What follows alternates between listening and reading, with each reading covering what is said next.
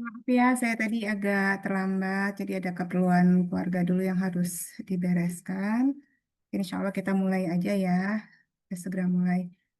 Di teman-teman, seperti yang sudah saya janjikan atau saya sudah infokan sebelumnya bahwa kita untuk malam ini kita akan mengadakan webinar dulu ya, singkat membahas suatu materi dulu sebelum masuk ke sesi healing.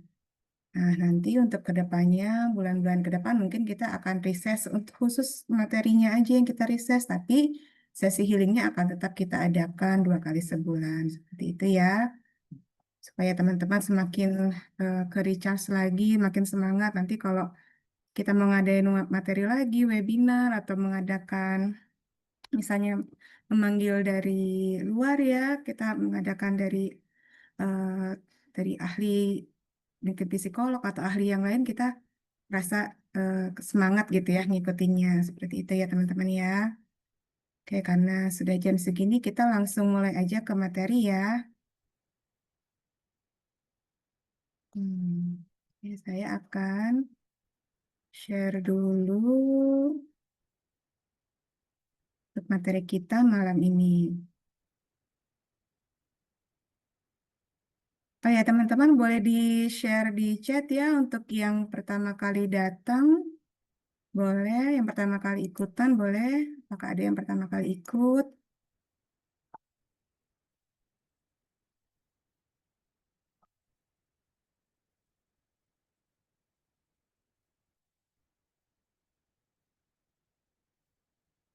Teman-teman di sini ada yang baru pertama kali ikut apa semuanya sudah ikut dari minggu-minggu yang lalu? Karena kemarin-kemarin kan kita ada yang masuk baru nih ya, atau yang baru bergabung gitu ya. Kalau misalnya, oke, baru pertama kali ikut baik. Jadi untuk yang pertama kali ikut, kita di Sehat Ruang Hening ini mengadakan sesi healing rutin 2 kali sebulan. Nanti waktunya bisa minggu pertama, minggu ketiga, atau minggu kedua, atau dan minggu keempat seperti itu. Nah, untuk yang rutin itu pasti diadakan itu yang sesi healingnya pasti. Ya, kecuali kalau misalnya ada saat-saat tertentu saya ingin memberikan materi, misalnya saya sudah membuat materi, saya ingin memberikan pada teman-teman, kasih adakan webinar dulu. Dan ini webinarnya ya mini webinar lah, kita belajar sama-sama aja di sini ya bareng-bareng. Itu ya. Oke, kita masuk ke materi dulu sebelum nanti ke healingnya gitu ya. Ini adalah materi lanjutan dari bulan kemarin. Jadi sesi healing bulan kemarin itu yang kedua kita membahas temanya adalah pikiranmu menentukan hidupmu. Yang pertama, nah sekarang kita akan masuk nih ke yang kedua, bagian kedua. Temanya adalah bahasa yang menyembuhkan.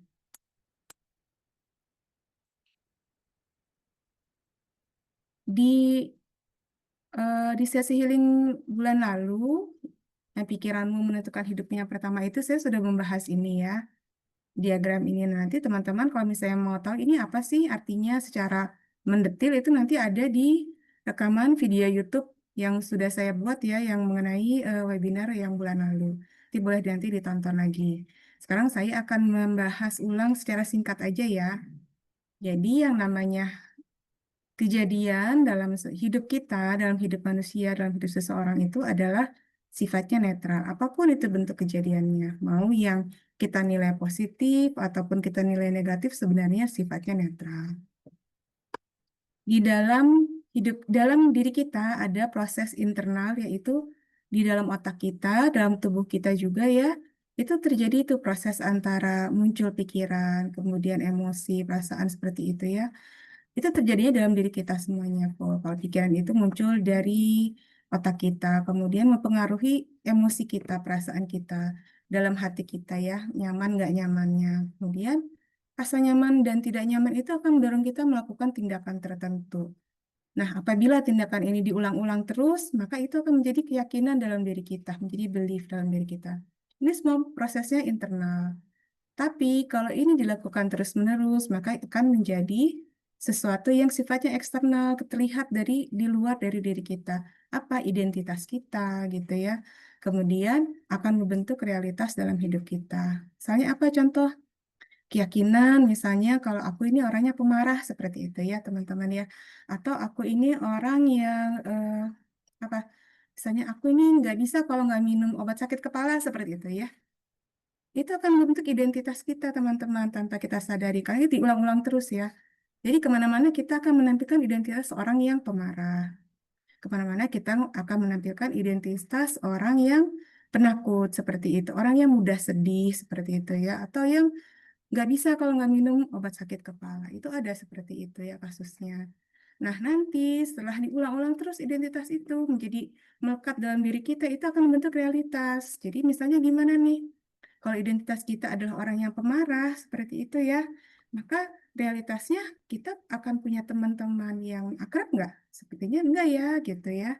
Atau kalaupun kita punya teman-teman yang kelihatannya akrab, mungkin mereka dekat dengan kita hanya karena rasa segan gitu ya, rasa segan atau takut seperti itu. Tapi bisa jadi mereka tidak benar-benar tulus ingin berada di dekat kita.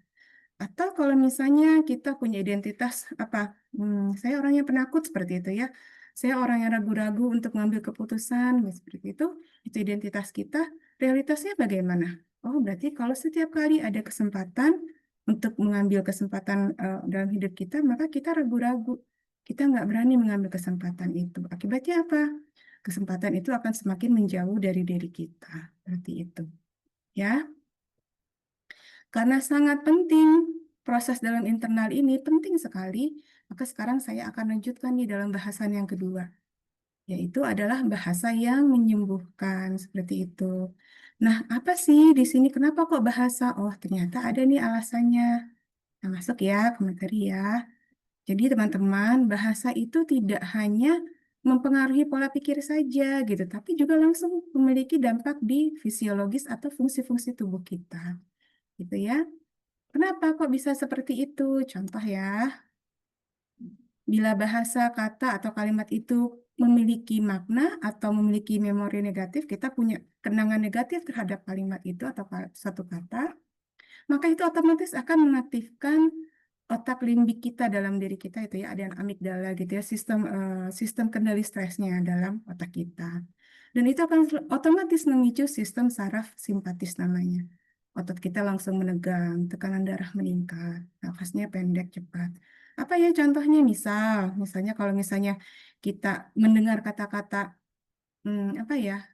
Contoh kalau misalnya kalimat ya, kalau misalnya anak yang terbiasa misalnya dengan hidup dengan orang tua yang pemarah, begitu bertemu lagi dengan seseorang yang memiliki sifat pemarah gitu misalnya, hanya ditanya sependek saja misalnya, "Hey, kamu mau kemana?" Seperti itu. Kebetulan orangnya bertanya memang nada suaranya keras, itu langsung duk duk duk duk duk seperti itu langsung, karena secara otomatis tubuhnya mengasosiasikan dengan memori, memori ketika dia memiliki ayah yang pemarah seperti itu. Tapi kalau misalnya suatu kata atau kalimat mengandung makna positif, penerimaan, kasih sayang, maka yang aktif adalah dalam tubuh kita itu namanya vagus nerve atau saraf vagus. Itu akan memicu sistem saraf parasimpatis. Tubuh kita jadi rileks, tenang gitu ya. Detak jantung kita stabil, nafas kita teratur, seperti itu. Contoh misalnya apa? Sayang, kata sayang pendek. Kita dengar dari siapa? Dari suami ke istri, misalnya sayang gitu. Langsung kita rasanya tenang seperti itu ya, atau anak misalnya sayang sini gitu ya, langsung anak tenang itu, hatinya tenang, badannya tenang, pikirannya juga tenang seperti itu ya. Nah, jadi teman-teman, bahasa itu punya efek biopsikologisnya nyata ya, jadi tidak sekedar kata-kata yang diucapkan, tapi bisa jadi sarana stres atau sarana penyembuhan. Dan itu yang nanti akan memicu nih, bahasa ini akan memicu, akan muncul dalam bentuk apa? Bentuk pikiran kita, bentuk emosi yang kita tampilkan seperti itu. Tergantung nanti bagaimana makna dari bahasa itu dan bagaimana tuh cara disampaikannya. Baik ya, kita lanjutkan. Oke. Nah, kita masuk nih ke dalam materinya. Ada 4 tingkat bahasa yang menyembuhkan ini sebenarnya saya berkreasi sendiri ya, dibantu dengan dari sumber sana sini. Kalau misalnya kita gali-gali lagi pasti banyak sekali tingkat bahasa yang menyembuhkan. Ini hanya salah satu saja atau sedikit saja contoh dari yang ada di dunia. Yang pertama itu namanya direct command language atau bahasa arahan langsung. Seperti apa sih? Jadi yang namanya bahasa arahan langsung ini, dia memberi arahan langsung atau instruksi perintah kepada pikiran kita dengan singkat dan jelas. Tapi hanya bisa digunakan pada saat apa? Pada saat tidak ada pikiran yang melawan juga dalam diri kita. Gitu ya. Dan kemudian, mohon maaf, dan dalam kondisi tubuh kita harus rileks. Jadi gelombang otak kita itu dalam kondisi alfa atau theta. Mohon maaf ya. Inspirasinya dari mana? Dari Mari Sapir, NLP ya. Kemudian direct hipnoterapi. Ini ada jenisnya namanya terapi hipnoterapi memberikan direct suggestion atau perintah-perintah yang secara langsung diterima oleh pikiran bawah sadar kita. Contoh ya seperti apa? Nah, ini contohnya. Aku perintahkan tubuhku tidur dengan lelap, nyaman, dan sehat. Banyak sekali contohnya. Jadi teman-teman silakan baca aja ya, diulang-ulang lagi. Di videonya nanti boleh diulang. Aku perintahkan pikiranku tenang, jernih, dan fokus. Aku perintahkan jantungku berdetaknya damai dan seimbang. Nah, ini contohnya banyak teman-teman ya. Dan teman-teman bisa gunakan saat itu juga ketika teman-teman butuh. Tapi kondisinya satu. Kondisinya teman-teman harus rileks dulu. Jadi bisa digunakan ketika mau tidur, itu bisa. Ketika mau tidur. Kita lagi ngantuk-ngantuk nih ya, mau tidur, saya kebetulan saya kemarin ya 2 minggu lalu itu ya sekitar 2 minggu itu saya batuk ya ketika mau tidur itu rupanya saya ada GERD nggak ini ya saya lupa kalau saya ada GERD jadi sebelum tidur nggak lama sebelum tidur tuh makan jadi asam lambungnya naik ke atas bikin batuk-batuk terus. Nah ketika menemukan informasi ini saya praktekkan dan ternyata memang bisa teman-teman dalam kondisi kita sudah ngantuk-ngantuk sekali ya ngantuk-ngantuk kita ulang-ulang, aku perintahkan tubuhku tidur lelap, nyaman, sehat. Terus kita ulang-ulang dalam kondisi kita ngantuk-ngantuk. Itu memang benar-benar tidur, teman-teman. Kita tidur, gitu ya. Nah, ketika kita tidur, eh, memang beberapa kali terbangun karena memang otomatis batuk ya. Kalau penyakit GERD kan gitu ya. Kadang-kadang tidur pun terbangun karena batuk gitu ya. Kemudian kita perintahkan lagi tuh, ketika mau tidur, itu bisa. Memang benar-benar bisa tidur. Gitu. Nah, nanti pas ketika tidur itulah terjadi penyembuhan dan akhirnya membantu kita untuk lebih cepat sembuh seperti itu ya. Tapi memang ini teman-teman lakukan dalam kondisi santai, kondisi rileks. Kondisinya ini lebih bagus dalam kondisi hampir terhipnotis seperti itu. Caranya gimana gitu ya? Kalau kita sendirian, ya kita rilekskan tubuh kita dulu. Tarik nafas, buang nafas yang lembut, kemudian agak setengah ngantuk-ngantuk seperti itu ya. Baru kita ucapkan untuk dalam diri kita apa yang kita minta, kita perintahkan ke tubuh kita. Nah, kalau misalnya penemunya Mari Sapir itu mengatakan bahwa kalau ini dilakukan terus-menerus, maka memang bisa benar-benar bisa terjadi perubahan yang kita inginkan. Apa aja, misalnya sampai penyakit pun bisa sembuh seperti itu. Teman harus konsisten terus-menerus diulang. Berarti itu, misalnya aku perintahkan penyakitku apa namanya sistem pencernaanku bekerja dengan tenang, dengan sembuh, dengan lembut, sehat seperti itu tuh bisa seperti itu. Nah, seperti itu ya teman-teman ya. Jadi itu bisa kita lakukan, bisa kita coba. Syaratnya adalah kondisi kita rileks, antara kita setengah-setengah mengantuk seperti itu ya, tapi belum tertidur. Nah, itu bagus sekali. Masukkan perintah-perintah itu. Nanti itu akan dijalankan oleh tubuh kita, oleh pikiran bawah sadar kita. Seperti itu ya. Nanti teman-teman boleh nih ulang-ulang aja ya, dibaca lagi, lihat videonya diberhentikan, baca oh seperti ini, lalu langsung praktekkan. Hmm. Contoh untuk melepas rasa marah. Aku perintahkan tubuhku melepas kemarahan dan ketegangan. Aku izinkan energi marah ini berubah jadi kekuatan dan keberanian. Cuma syaratnya teman-teman dalam kondisi rileks ya. Gitu ya. Jadi antara antara sadar antara kita sadar atau antara hampir kita jatuh tertidur. Nah, itu kondisi theta namanya gelombang otak theta itu kondisi gelombang otak hipnoterapi begitu ya. Itu bisa berlangsung gitu, itu bisa berjalan dalam tubuh kita. Aku perintahkan pikiranku untuk tenang dan stabil kalau kita mengalami kecemasan. Gunakan aja ketika mau tidur, itu bisa. Ya. Kemudian untuk rasa takut, aku perintahkan bahwa sadarku melepas rasa takut yang tidak lagi berguna. Itu bisa. Kita perintahkan ke tubuh kita. Itu akan didengar oleh tubuh kita dan akan dijalankan. Ini contohnya untuk pikiran yang jernih, bagaimana supaya kita memerintahkan pikiran kita supaya bisa jernih, fokus, tenang gitu. Nah, contohnya ini seperti air yang tenang, ini metafora ya. Jadi metafora itu artinya bahasa simbol gitu ya. Itu boleh dipakai. Kemudian untuk percaya diri, aku perintahkan bahwa sadarku memunculkan rasa percaya diri dengan mudah. Ulang-ulang terus ketika kita dalam kondisi santai, kondisi rileks. Bentuk metafora. Nah, ini metafora contohnya. Aku perintahkan setiap bagian tubuhku menemukan kesehatan, kebaikan, dan kerja sempurna seperti taman yang penuh cahaya. Itu bahasa simbol, teman-teman.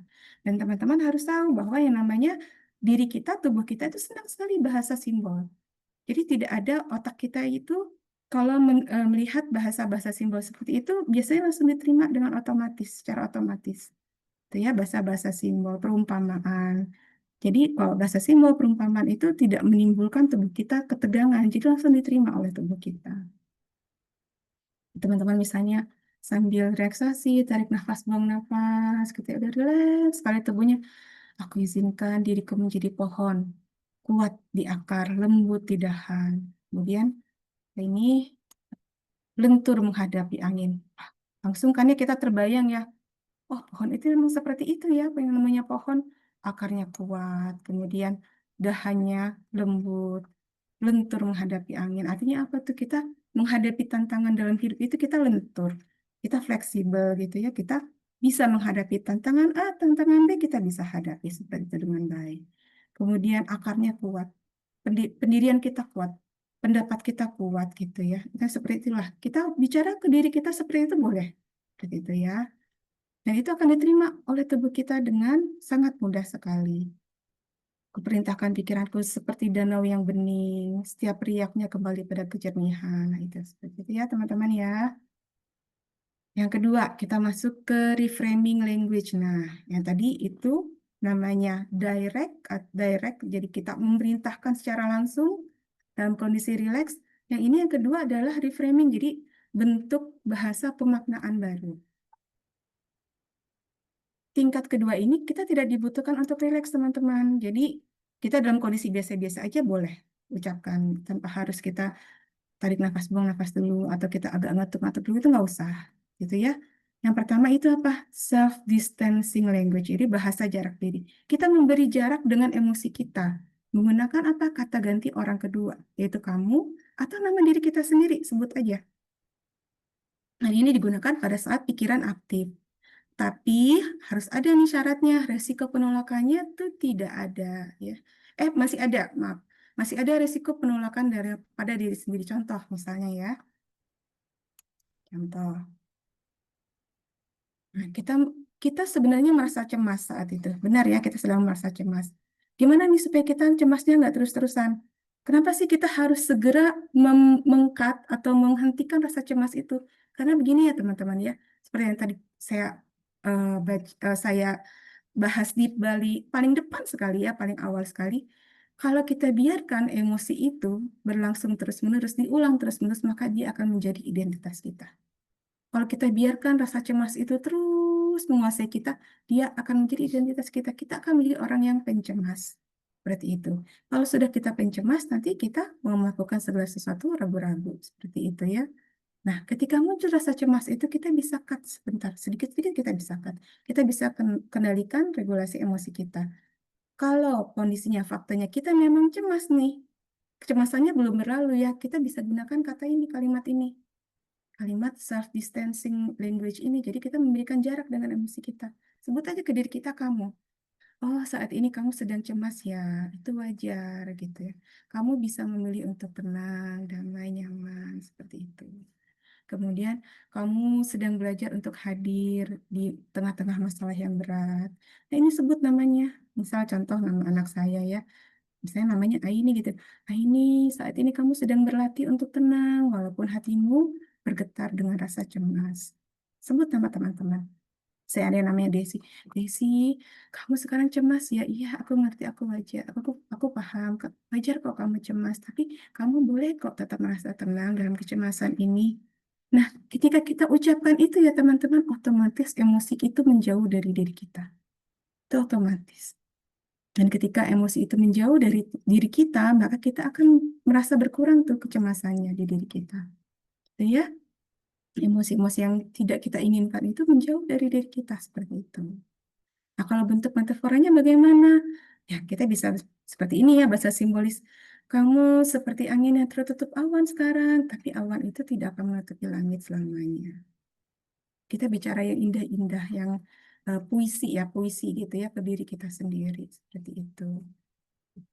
Oke, lanjut ya. Nah, ada juga yang direct reframing. Nah, kalau yang tadi self distancing, kita memberikan jarak dengan diri kita, yang ini adalah memberikan bahasa makna baru secara langsung. Kita pakai nama sendiri kita, pakai nama aku. Tapi ada syaratnya adalah kita sudah yakin nih eh, pikiran bawah sadar kita atau pikiran sadar kita itu tidak ada penolakan sama sekali. Contoh misalnya ketika memang kita tadinya cemas, sekarang cemasnya sudah berlalu, maka kita tinggal memberikan makna baru aja terhadap kecemasan itu. Tadinya kita takut, tapi sekarang udah nggak takut. Maka sekarang tugas kita adalah memberikan makna yang baru terhadap rasa takut itu. Seperti apa contohnya? Misal, aku bisa belajar tenang walaupun belum tahu hasilnya. Aku memperlakukan tubuhku seperti sahabat. Oh, sekarang tubuhnya diperlakukan seperti sahabat, gitu ya. Kemudian kesedihanku adalah jalan untuk belajar menerima dengan ikhlas dan yakin pada keputusannya. Oh, yang tadinya sedih, kesedihan kita ini walaupun dia sudah berlalu kesedihannya, sekarang kita boleh bicarakan lagi kesedihan itu tapi dengan makna yang baru. Kenapa sih ini kita lakukan? Karena dengan demikian diri kita, tubuh kita tuh memahami, oh, yang dialami oleh orang ini, walaupun emosi itu tidak menyenangkan, misalnya sedih, takut, kemudian kecewa, seperti itu ya, ternyata itu memiliki makna kok dalam hidupnya. Maka tubuh kita akan melepaskan ketegangannya. Kita nggak akan tegang terus gitu ya. Kemudian kita mulai, jadi kalau tubuh kita tidak tegang ya teman-teman ya, otak kita bisa menerima tuh hal-hal yang baru. Dia belajar hal-hal yang baru lagi, seperti itu. Karena udah tenang, tubuh kita tenang, otak kita akan mengikuti tenang. Gitu. Kemudian contoh ini kecemasan adalah tanda aku sedang hati-hati. Tadinya kita cemas, sekarang sudah berlalu sih kecemasannya. Tapi gimana ya caranya supaya aku bilang ke diriku, oh kecemasanku adalah tanda aku sedang hati-hati. Seperti itu. Jadi kita memberikan makna terhadap emosi-emosi tersebut. Iya teman-teman ya. Jadi silakan diulang-ulang, dilatih terus supaya teman-teman makin tambah jago, tambah hebat, tambah makin luas deh, makin fleksibel bisa menggunakannya dalam sehari-hari. Untuk metafora, misalnya, pikiranku adalah telaga yang jernih. Dari kejernihan itu, aku mampu memilih keputusan yang baik, seperti itu. Kemarahan ini kurasakan seperti api yang membara, namun aku memilih memadamkannya dengan kelembutan. Nah, itu kita nggak perlu dalam kondisi terlalu rileks-rileks banget, nggak usah gitu ya. Biasa-biasa aja ketika kita kondisinya masih kondisi sadar seperti itu. Kita boleh, kita memberikan makna baru terhadap kejadian atau emosi yang kita alami. Tuh. Aku sedang tumbuh seperti pohon yang baru menembus tanah. Seperti apa sih? Memang belum tinggi, tapi aku kuat. Akarnya mencari cahaya dari dalam bumi. Oh, pokoknya bahasa-bahasa yang puisi seperti itulah ya. Simbolis seperti itu. Nah, ada juga yang kedua, yang ketiga adalah bahasa naratif. Naratif itu apa? Bahasa kita bahasa menceritakan ulang, menyusun ulang pengalaman kita dengan identitas diri yang lebih sehat. Jadi ada alur waktunya dulu, kini, dan nanti. Nah, itu seperti itu. Bisa digunakan tuh untuk kita bahan journaling atau kita cerita pada seseorang yang empati. Nah, nanti dalam alur cerita ini ada transformasi atau ada perubahan makna dari luka kita. Dari yang tadinya luka, trauma menjadi pelajaran, menjadi kebijaksanaan. Contohnya misalnya, dulu aku sering merasa kesepian, nah seperti ini ya, seolah-olah beban ada di pundakku. Tapi kini aku tahu, nah kini karena dulu, kini setiap langkahku adalah panggilan agar aku belajar menemukan kekuatan dalam diriku. Nah, seperti itu. Kita boleh tuh mengulang cerita tentang masa lalu kita yang tidak menyenangkan tuh boleh. Kita journaling seperti itu. Tapi kita harus menyelipkan makna di dalamnya. Supaya apa? Kita belajar bahwa diri kita itu yang namanya manusianya kita itu tidak 100% isinya luka semua gitu hidup kita ya. Tetap ada hal-hal yang baik dalam hidup kita. Dulu aku tidak didengarkan oleh orang tuaku misalnya. Tapi kini aku sadar bahwa mereka juga adalah korban dari pengasuhan orang tua mereka. Kita apakah kemudian itu mendorong kita atau mewajibkan kita untuk bisa 100% misalnya berubah perilaku kita jadi yang tadinya mungkin kurang dekat dengan orang tua kemudian tiba-tiba sesudah journaling ini kita langsung jadi dekat. Ya kalau bisa nggak apa-apa. Tapi kalau belum bisa tidak apa-apa juga. Itu kan adalah proses, semuanya berproses seperti itu. Ya, teman-teman ya. Nah, itu adalah bentuk narasi atau bentuk bercerita. Kita ulang lagi cerita hidup kita dalam cerita yang lebih bermakna, punya makna di dalamnya. Nah, sekarang bahasa yang ketiga ini bahasa koheren. Nah, bahasa koheren apa sih? Contoh ya, teman-teman. Yang pertama, bagiannya adalah heart coherence. Heart coherence language, jadi bahasa hati. Kenapa ini? Kok saya gambarnya adalah orang yang memegang hati, memegang jantung kita, memegang jantungnya. Karena memang benar ya, teman-teman ya. Oh, mohon maaf ya. Saya agak batuk-batuk dikit. Saya minum dulu sebentar. Jadi begini teman-teman. Yang namanya heart coherence gitu ya, adalah ketika denyut jantung kita dengan nafas kita dan gelombang otak kita semuanya harmonis, stabil, teratur. Jadi kalau misalnya itu ada penelitiannya teman-teman ya, itu kalau diukur itu gelombangnya seperti ini ya, seperti gelombang gelombang sinus dulu kita belajar ya di sekolah ya. Teratur sekali begini, lembut sekali. Nah, seperti itu. Itu namanya kondisi heart coherence. Nah, emosi yang bisa memunculkan kondisi seperti itu diantaranya emosi syukur, emosi kasih sayang, ketenangan. Ya, kalau kita berada dalam kondisi tidak koheren, misalnya kita dalam kondisi marah, kondisi takut, nah itu gelombangnya seperti ini teman-teman, acak-acakan, acak-acakan sekali, berantakan. Dari jantung kita naik memberikan sinyal ke otak kita ketika diukur di otak ya diukurnya itu ternyata gelombangnya itu acak-acakan, berantakan seperti itu. Itu namanya tidak koheren, teman-teman ya. Nah, dalam keadaan kita coherence itulah nanti tubuh kita otomatis akan menjadi rileks. Apalagi kalau kita sudah rileks, penyembuhan dari dalam tubuh kita terjadi. Seperti itu, teman-teman ya. Jadi caranya gimana? Kita boleh pegang jantung kita. Kan jantung kita besar ya, mulai dari dada kiri sampai ke kanan gitu ya. Boleh pegang tengah-tengahnya, boleh. Kemudian kita ucapkan kalimat-kalimat yang menyentuh hati kita. Ada kalimat di dalamnya menyentuh hati, dada, jantung, itu boleh kita ucapkan. Supaya apa? Kita menyadari teman-teman, ketika kita mulai mengucapkan organ tubuh itu bereaksi teman-teman ya. Jadi kita eh, tubuh kita itu unik ya, luar biasa sudah ciptaan Tuhan. Ketika kita menyadari organ tubuh kita, maka dia bereaksi. Reaksinya dengan apa? Dengan sinyal, dengan kita merasakan bahwa anggota tubuh kita itu memberikan eh, entah itu sinyal, entah itu reaksi seperti mungkin ada getaran seperti itu, yang menandakan bahwa oh ya, aku ini sedang diperhatikan gitu. Begitu juga dengan jantung kita sama. Ya, kita pegang jantung kita, kemudian kita ucapkan kalimat-kalimat penuh dengan rasa syukur, kemudian menyangkut ke hati kita, dada kita, jantung kita itu akan bereaksi. Biasanya kita akan otomatis itu akan teman-teman akan menjadi tenang. Silakan teman-teman coba sendiri nanti ya di rumah ya. Kalimatnya apa? Contohnya misalnya. Nah ini misalnya kalau teman-teman lagi ngajarin ke teman atau ke orang ya ke anak. Tarik nafas, buang nafas, pegang dadanya, rasakan denyut jantungmu membawa kedamaian, seperti itu. Atau ke diri kita, aku membuka ruang di hatiku untuk memahami, bukan menghakimi, seperti itu. Atau ketika teman-teman bangun pagi, bangun tidur, terima kasih Tuhan atas jantung yang berdenyut lembut mengalirkan kehidupan ke seluruh tubuhku. otomatis itu teman-teman akan menjadi tenang, damai, seperti itu. Dan dalam kondisi tenang dan damai itulah terjadi yang namanya penyembuhan. Penyembuhan apa? Fisik, penyembuhan psikis kita, ya, emosi kita, mental kita.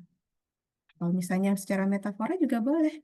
Tuhanku, karena kita pegang ya dada kita.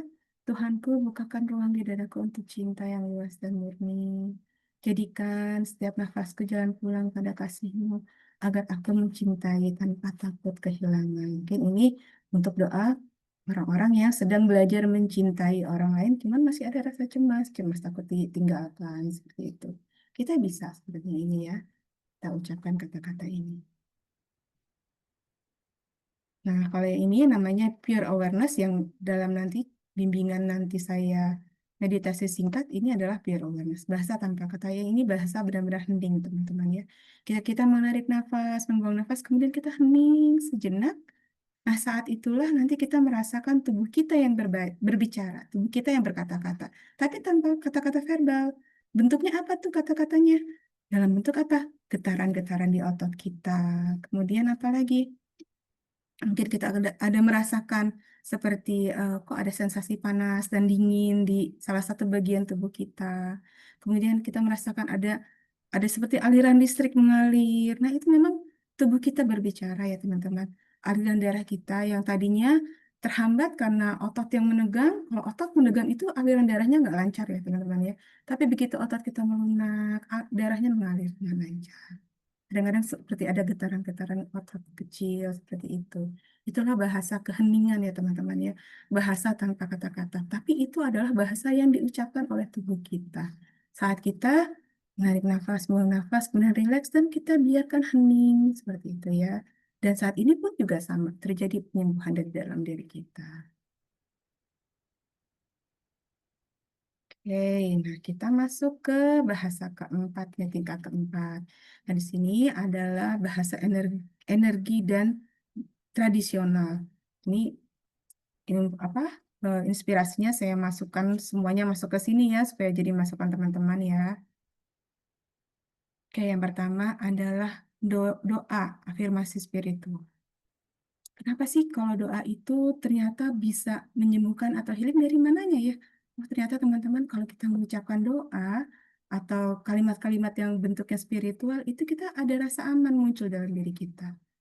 Dari mana? Karena ada perasaan dijaga, dilihat, dilindungi oleh kekuatan yang lebih besar daripada diri kita. Otomatis kita muncul.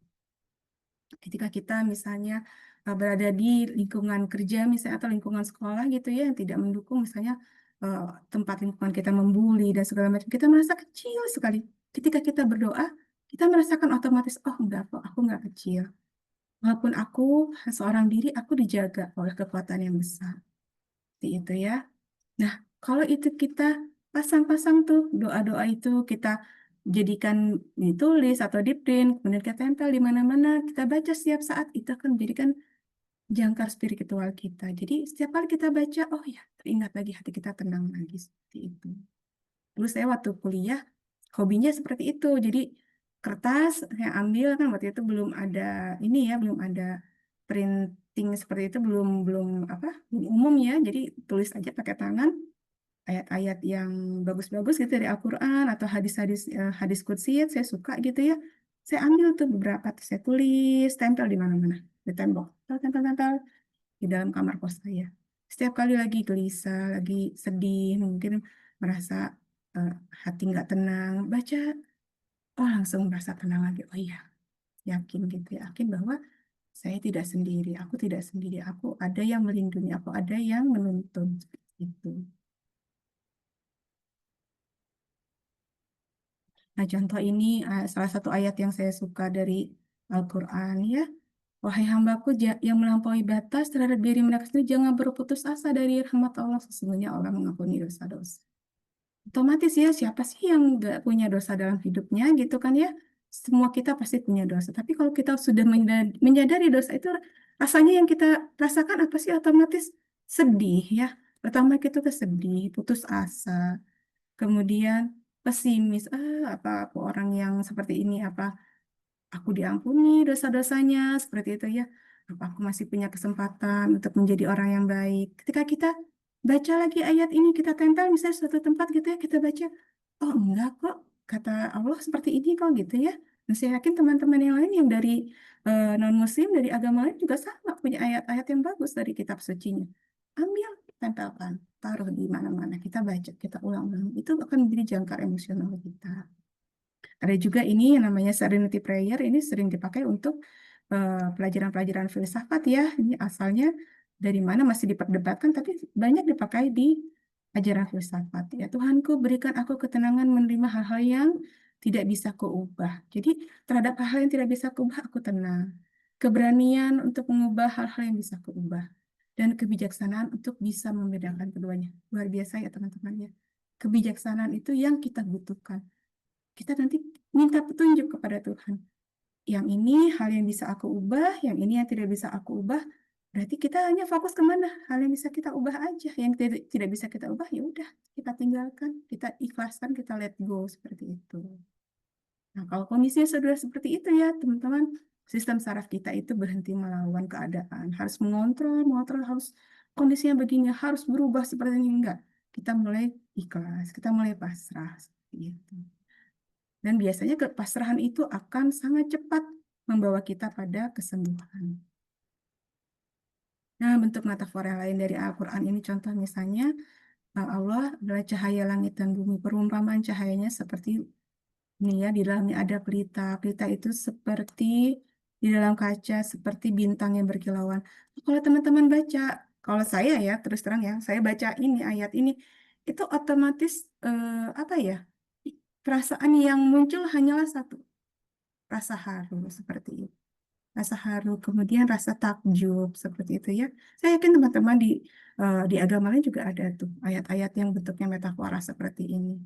Bahasa yang penuh simbolik. Kenapa kok bahasa simbolik ini bagus? Karena dia otomatis diterima oleh pikiran bawah sadar kita. Tidak ada perlawanan. Bayangkan ya ketika kita membayangkan Tuhan itu seperti cahaya gitu ya. Cahayanya terang sekali. Oh, kita langsung tuh teringat. Oh, kok cahaya terang. Dia menerangi jalan hidupku ya. Berarti aku tidak sendirian gitu. Dalam kegelapan aku tidak sendirian. Langsung kita tenang seperti itu ya. Gitu ya teman-teman ya. Nah, ada juga nada tanpa kata-kata yang bentuknya canting, haming. Canting itu, kalau canting itu biasanya bentuknya seperti contohnya misalnya zikir, seperti itu ya. Ada katanya pendek-pendek. Tapi kalau humming atau bentuknya seperti di biarawan ya, biarawan Buddha ya, itu kan suka seperti itu ya. Atau yang di eh, teman-teman di Bali ya, agama Hindu itu kan juga ada bacaan-bacaan seperti itu. Ternyata apa sih? Itu bisa menstimulasi, apa ya? Menstimulasi ternyata getaran getaran dari pita suara yang pelan, lembut, kemudian tenang seperti itu menstimulasi saraf kita, teman-teman. Jadi tenang seperti itu, ikut tenang. Kemudian tubuh kita rileks, hormon stres kita berkurang. Itu ya, dibandingkan coba teman-teman kalau dengerin lagu rock pasti beda ya rasanya gitu di badan kan ya. Nah, ini enggak, ini jadi kata-kata yang chanting atau humming. Kalau humming itu apa? Menggumam, teman-teman. Jadi ternyata kita iseng-iseng menggumamkan lagu aja itu bisa menenangkan tubuh kita, menenangkan pikiran kita gitu ya. Apalagi dengan gumam itu lagunya misalnya Kan? lagu yang bermakna positif seperti itu ya.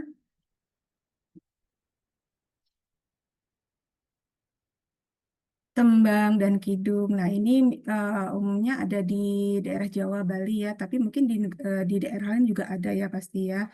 Kidung-kidung, tembang seperti itu. Karena memang mereka yang menciptakan tembang dan kidung ini itu sudah biasanya otomatis kalimat-kalimatnya dipilih memiliki simbol, memiliki metafora. Jadi tubuh kita ketika mendengar itu tenang, hati kita tenang. Kemudian nadanya juga biasanya tidak kompleks, nadanya simpel seperti itu ya. Ini contohnya aja ya teman-teman, saya juga lagi belajar. Ini baru belajar saya ya. Ternyata tembang lir-ilir itu eh, ini ya karyanya Sunan Kalijaga ya. Itu ternyata maknanya luar biasa. Ini sangat potongannya aja ya. Dari sini membangun makna kesadaran untuk apa? Untuk kita sebagai Sunan Kalijaga karena waktu itu menyebarkan agama Islam, membangun kesadaran orang-orang di Jawa untuk menjalankan rukun Islam seperti itu. Tapi melalui apa? Melalui tembang gitu, seperti itu ya. Ternyata itu luar biasa. Kekayaan kita di Nusantara itu kita bisa gali terus itu seperti itu ya. Nah, ini contohnya. Kemudian, nah, saya masukkan di sini lagu anak-anak ya teman-teman ya.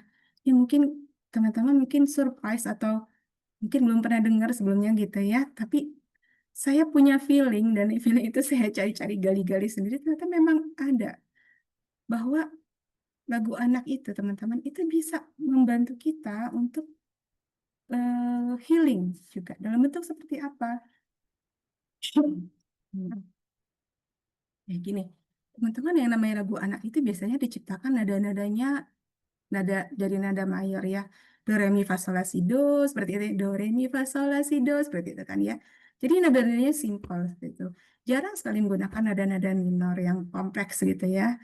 Nah, nada-nada mayor itu apa asosiasikan dengan gelombang otak alfa atau beta yang ringan. Jadi kondisinya rileks, kondisi tenang seperti itu. Melodinya sederhana, ritmenya sederhana, kemudian berulang-ulang. Sehingga kalau kita dengarkan, otak kita tuh otomatis berkurang aktivitas amigdalanya atau pusat kendali stresnya. Kemudian saraf yang vagus nerve-nya ini terstimulasi. Jadi kita lebih mudah sekali rileks. Dan ada satu lagi teman-teman, ternyata kalimat-kalimatnya itu membuat apa? Tubuh kita teringat pada masa-masa ketika kita kecil dulu. Masa apa sih? Ketika belum ada tuntutan, belum ada peran sosial. Nah, ini bisa kita gunakan untuk apa? Untuk reparenting diri kita, teman-teman ya. Kalaupun misalnya kita waktu kecil itu tidak punya orang tua yang ideal yang menyanyikan lagu-lagu anak ke kita ketika masih tidur gitu ya, pasti ada sih salah satu sisi dalam diri kita itu yang merindukan inner child kita, bagian dari masa kecil kita itu tetap ada merindukan hadirnya sosok kasih sayang orang tua yang waktu itu kita tidak dapatkan, tapi kita bisa berikan sekarang dari kita untuk diri kita sendiri. Kitalah yang berperan sebagai orang tua ke diri kita kecil. Seperti apa? Ya udah kita nyanyi-nyanyi aja untuk anak-anak untuk diri kita sendiri. Seperti itu. Contoh misalnya ini, ketika misalnya melihat bulan, kita nyanyikan aja, ambilkan bulan, bu, seperti itu kita nyanyikan. Untuk siapa sih kok? Kenapa kita nyanyikan? Kita nyanyikan untuk diri kecil kita. Coba deh teman-teman, coba. Resapi, ambil lagu anak-anak yang teman-teman sukai, atau misalnya pemandangan, itu kan yang dinyanyikan oleh Tasya itu kan lagunya lucu ya, ceria ya. Tapi kita menyanyikan lagu itu muncul rasa ceria dalam diri kita, rasa gembira dalam diri kita. Makanya saya juga pernah dengar itu seorang psikiater di luar negeri ya, itu salah satu cara reparenting atau cara menjadi orang tua bagi diri kecil kita yang kekurangan dulu waktu kecil. Salah satunya contohnya apa? Menggambar santai. Kemudian apa lagi? Makan es krim sekali-sekali. Makan es krim untuk menggembirakan diri kecil kita itu. Nyanyi lagu anak-anak, menari, iseng-iseng aja joget-joget, senang-senang seperti itu. Apalagi memainkan mainan anak-anak seperti itu. Nah, itu fungsinya ya teman-teman ya. Ternyata ada tuh. Jadi ada manfaat ke diri kita, reparenting diri kita. Dan kadang-kadang lagu anak-anak itu kan ada yang mengasosiasikan dengan sosok orang tua ya.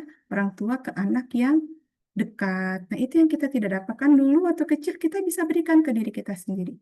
Jadi ketika kita nyanyikan, kita seakan-akan menghibur atau kita memberikan penghiburan ke diri kecil kita yang kekurangan kasih sayang orang tua. Nah, dia akan mulai itu merasakan, oh, mulai merasa utuh, mulai merasa lengkap bahwa aku adalah sosok anak yang diperhatikan oleh orang tua. Aku dicintai, aku disayangi, seperti itu.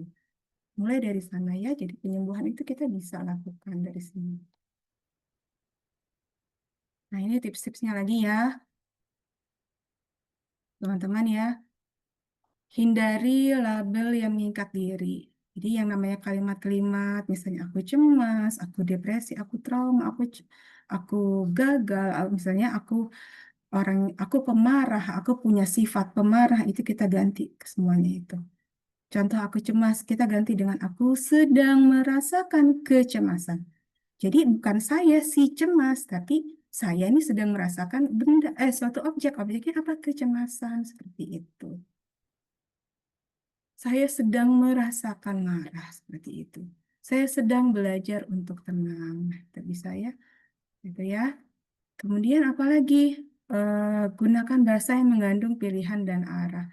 Saya sedang belajar untuk apa? Untuk menjadi lebih baik, itu. Kemudian sadari teman-teman bahwa kata-kata itu berpengaruh ke tubuh. Jadi pilih untuk kata-kata kalimat-kalimat yang baik, yang menenangkan, yang penuh dengan kasih sayang ke tubuh kita. Ya, jangan sering-sering mengatakan menghardik tubuh kita, menghardik diri kita sendiri itu nggak boleh ya teman-teman ya. Contoh misalnya, oh aku bodoh, aku emang bodoh seperti itu nggak boleh ya. Jangan seperti itu. Nah, dasar kamu nih seperti ke diri kita marah gitu. Dasar orang dasar bodoh, emang kamu nggak ngerti, udah dikasih tahu nggak ngerti-ngerti. Itu jangan seperti itu. Cukup katakan dengan lembut ke diri kita, ya wajar sih kamu belum ngerti sekarang, kamu kan lagi belajar. Nah, kita penuh perhatian, penuh pengertian ke diri kita sendiri. Ya, kemudian gunakan nih kalimat-kalimat yang tidak hanya analisis, jadi tidak hanya di pikiran saja, tapi yang bisa dirasakan oleh tubuh kita. Seperti kalimat, aku tidak perlu cemas, misalnya, gak usah cemas, aku nggak harus cemas. Aku tidak perlu cemas, aku tidak perlu marah. Ini semua nanti akan berlalu. Langsung aja kita ngomong begini, aku bisa merasakan dadaku lega dan hangat. Aku bisa merasakan tubuhku ringan. Otomatis teman-teman itu akan didengar dan dilakukan oleh tubuh kita. Aku bisa merasakan tubuhku ringan sekarang, nafasku lega. Otomatis itu akan dilakukan oleh tubuh kita. Tubuh kita akan terasa ringan. Nafas kita bisa akan terasa lega seperti itu. Ya. Lalu kemudian batasi menyebut detail negatif yang berulang-ulang. Ceritakan hanya untuk menyadari maknanya, bukan untuk memperkuat identitas. Misalnya ini untuk teman-teman yang terutama punya sakit fisik gitu ya. Karena ini penting sekali teman-teman ya. Gimana nih? Karena ini akan menunjang kesembuhan teman-teman. Walaupun misalnya memang faktanya teman-teman punya sakit fisik, misalnya sakit fisik kronis yang menahun. Contoh misalnya apa? eh, punya, mohon maaf, punya kanker gitu ya, atau punya diabetes, atau misalnya punya tekanan darah tinggi. Nah, jangan diulang-ulang ya kata-kata itu. Ke, bertemu orang lain, saya punya kan ke cancer misalnya ya, di Instagram ditulis karena karena saya penderita kanker. Kemudian di sosmed yang lain ditulis sebagai penderita kanker. Aduh, teman-teman jangan ya. Jangan sekali diulang-ulang seperti itu pesan saya ya. Karena apa? Semakin diulang itu akan memperkuat identitas diri kita. Ya, cukuplah kita sebut sekali-sekali aja menjelaskan pada orang kenapa Kak. Oh iya, saya punya kanker seperti itu ya. Dan sekarang saya sedang berusaha untuk menyembuhkan. Atau kita jelaskan apa? Saat ini tubuh saya sedang belajar untuk jadi lebih baik, jadi lebih sembuh, lebih sehat. Gitu. Ya, jangan sampai eh, identitas yang negatif itu melekat ke diri kita dan akhirnya dijalankan oleh tubuh kita. Mungkin ini adalah hal yang simpel, tapi ini sangat berpengaruh bagi diri kita ya. Kemudian kata ganti diri yang lembut, menggunakan kamu atau nama sendiri itu boleh. Ya kan, seperti yang tadi saya jelaskan. Hmm, kamu sedang merasakan cemas dan itu wajar. Sekarang kamu sedang belajar untuk menjadi tenang. Kamu bukannya, kamu seperti ini ya, kalau kita mengalami kegagalan. Kegagalan ini adalah momen untuk kamu belajar seperti itu. Ya, tetap semangat ya. Kegagalan ini menjadikan kamu akan lebih baik lagi seperti itu. Kita ngomong seperti itu ke diri kita. Kemudian tempelkan doa-doa, ayat, alat kalimat-kalimat yang positif di sekitar tempat kita. Nanti kita baca, kita ingat sekali. Kalau mau teman-teman tempelkan quotes-quotes yang positif juga boleh seperti itu ya. ganti kalimat aku harus melawan. Nah, itu kan harus melawan. Tubuh kita udah tegang duluan tuh, belum juga dilakukan, udah terbayang gitu ya. Udah langsung tegang itu. Tapi kita ganti dengan aku sedang belajar mengizinkan rasa takut hadir. Sebentar aja, nanti juga berlalu kok dengan lembut seperti itu ya. Jadi intinya kita mengucapkan kalimat-kalimat ke tubuh kita itu penuh kasih sayang, penuh dengan kelembutan, ya. Dan ingat teman-teman, kalau mengucapkan afirmasi yang diulang-ulang, seperti tadi ya kita ucapkannya itu kita hatinya harus tenang dulu. Gitu. Nah ini penutupnya bahasa dari dalam diri itu akan menyembuhkan lewat kesadaran kita. Jadi dari dalam bahasa yang kita ucapkan, dari diri kita itu akan mengubah lewat kesadaran kita. Tapi yang dari luar melalui getaran dan energi yang kita rasakan gitu ya seperti ayat Quran atau ayat kitab suci kemudian apalagi itu tembang-tembang lagu-lagu yang positif lagu anak seperti itu atau kita humming seperti itu ya itu lewat getaran ke hati kita nanti hati yang koheren itulah yang jadi jembatan hati yang koheren itu seperti apa tadi antara jantung kita, detak jantung kita, kemudian nafas kita, dan otak kita semuanya iramanya harmonis stabil.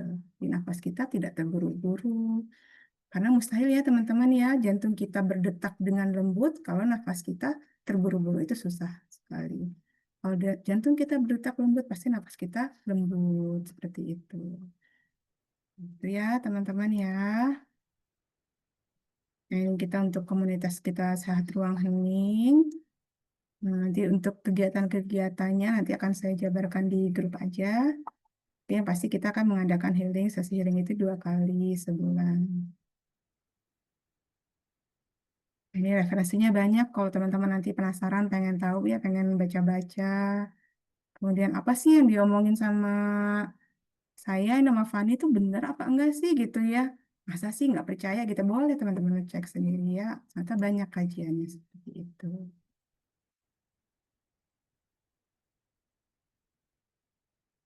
Oke, untuk saya rasa sekian.